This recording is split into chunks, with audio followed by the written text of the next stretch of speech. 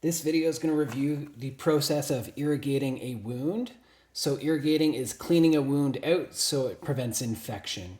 So pre-hospital, there's a lot of studies on this right now, and they've really found that clean drinkable water is equivalent to using saline in a hospital as a solution for cleaning wounds. We really want to avoid using things like hydrogen peroxide, alcohol, as those actually do damage to good bacteria and destroy all tissue equally. And they're going to potentially make healing times longer, and they may allow new bacteria to introduce into the wound now that you've removed the body's own protective bacteria. So really the goal of wound irrigation is to just move away what shouldn't be there as opposed to killing things on the wound. That's the goal here.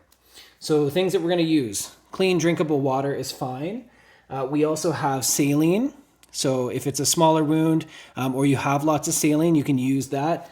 Some of it comes in these little bullets where you can kind of crack the top off, and it has a really nice pressure to actually irrigate all in one. You just don't get a ton of this here. And in terms of packing this like in a wilderness setting, sometimes you will run out of this quite quickly and you may need a lot more fluid. So you could save this to the end to do the final clean if you like, or again, just using water is fine.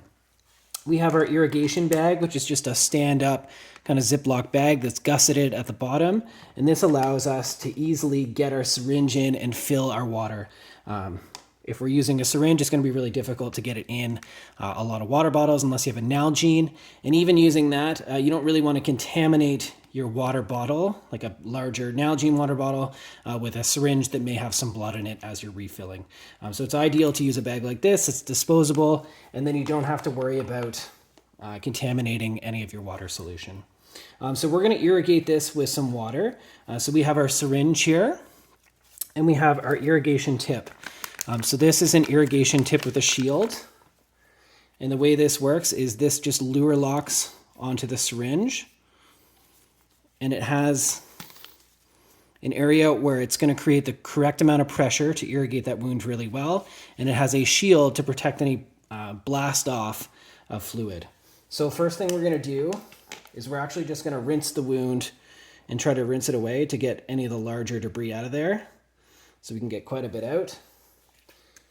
And then we're going to irrigate with the syringe. So we can take the cap off, fill it using our irrigation bag. Then you can add your cap. Now this allows you to get right into the wound and really give it a high pressure clean. And again, the advantage being that this isn't spraying back in your eyes using that pressure. So you can clean all around the wound. Once you're empty, again, you can take the shield off, refill your syringe,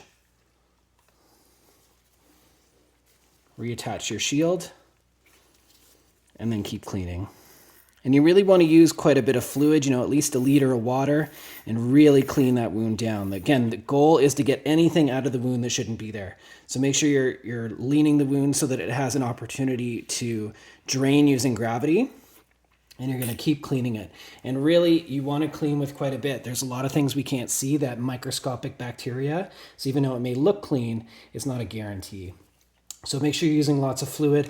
The nice thing with these bags is they do have a measuring on them, so you can actually see how much fluid you're using. And really, a liter is a good place to start to really give it a good clean. Once you're all cleaned up, then we can dress that wound, dry it off, cover it with gauze, wrap it up with the roller gauze or vet wrap, whatever we have, and then make sure we're reassessing this wound, anytime it looks dirty, and changing it at least once a day. And when we're changing it, you'll often need to re-irrigate. So you can save this syringe, in your kit for this patient. It has a nice little container here to keep it clean.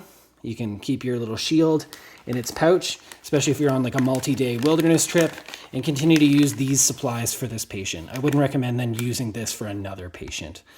So that's our wound irrigation process. And we do have our irrigation first aid kit.